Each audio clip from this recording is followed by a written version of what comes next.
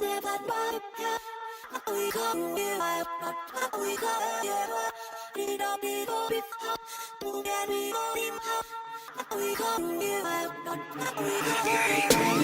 came with your bitches, and you really my time. No, I got a lot of women, but you need to be mine. So fuck all your niggas. Welcome to the show, everybody. This is Channel 330, the home of the real conversations with entrepreneurs, artists, athletes, creators, and the people making an impact in the world we live in. Each episode, we talk with inspiring guests to hear their stories, their struggles, their biggest accomplishments, and what it really took to get to where they are today. So if you're new here, make sure you like and subscribe and turn on our post notifications. What's up, bro? How you feeling? Feeling pretty good, can't complain. What's going on? You want to introduce yourself? My name is Tyrell, formerly known as PrettyBoiiiRell. I'm an artist from Youngstown, Ohio, and I'm just trying to live my dream. All right, where can we find you at? You can find me on TikTok, is where it's my biggest platform. Love T3, Love Life. Got like 13K followers, been grinding on there. And then Instagram at just my name, Tyrell.Richard, and Snapchat, Tyrell Richard. Tell us where you're from and a little bit about your background. I'm originally from Columbus, but I moved to Youngstown when I was like 10, 11 years old. Wasn't even a fan of like rap music or anything like that. I wasn't allowed to listen to it really with my parents and stuff like that, but fell in love with it when I met some people down here, and from there on I just felt that passion for it. What made you want to start rapping? It was in like 8th grade. It used to be an easy A to make like science songs or something like that, like easy A. So my teachers would eat it up. So me and my friends used to play like the Migos, and I was like supposed to be like Takeoff in the group. And I just started, I didn't know none of the Migos. I just started listening to the Migos. And then, yeah. When did you realize music was something you wanted to pursue? That's a great question.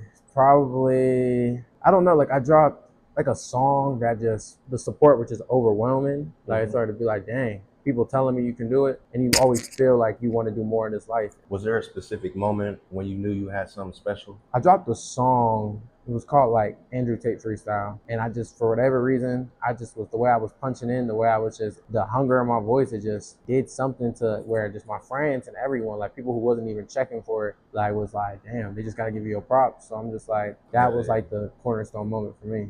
What's something special that most people don't know about you?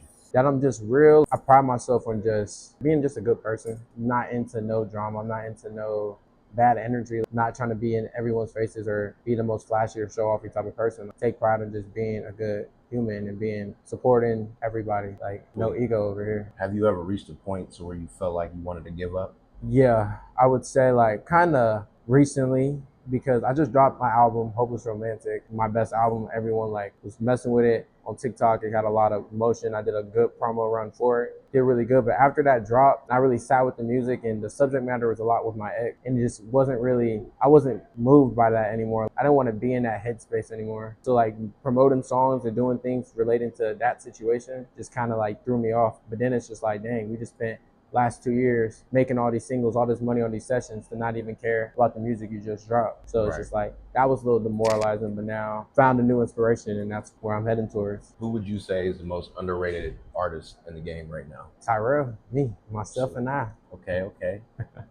What's the craziest thing that's happened so far in your music journey? I would say just like my TikTok, it blew up originally. I was in overalls and I just made like singing like a Luke Bryan song, and it blew up. So then I tried to shift that audience to music, and it was just slow motion for a while. So because that's how algorithm and stuff work, I'm starting to realize. But then I just pushed it to now like I have an audience that's for the music. I have 13K followers, at least 2,000 of those people consistent every time something with the music. So it's just, I think just we're even having like 100 people, like the fact that 100 people would just check for you anytime, unbelievable. What's one opinion you have about music that most people would disagree with? Yeah, I think people need to like start shying away from rap. I would say, like, even if you're a rapper, like, and you just, this is what you love, this is what you grew up on, I would say try genre bending, anything, but it's just so oversaturated. It's getting to that point. All right, these are the rapid fire questions. Gotcha. Favorite artist? The Weeknd. Favorite producer? All time Metro. Dream collaboration? Jay-Z. Favorite city? Youngstown, Ohio. Favorite food? Pizza. Studio or stage? Stage. Apple Music or Spotify? Apple Music. Money or fame? Fame. Lyrics or beat? Beat. Morning or night? Night. Before we wrap things up here, what projects are you currently working on? I'm working on making an album called Black Cowboy. I love to go line dancing. Line dancing is my passion. Nobody, even like country artists, that's probably why your song is so fire, is because people at these clubs are knowing all these dances, taking time. I'm about to just make a whole tape, diving into that, making songs with that in mind, making my own dances towards it. Damn, Black Cowboy coming soon. What can your supporters expect next? Creative ideas, a lot of visuals, a lot more effort, just consistency. My engineer's been out the game. Shout out Keegan. He's my soulmate in this shit. Without him, ain't nothing over here. So We're gonna give a shout out to somebody real quick here. Who believed in you before anybody else did?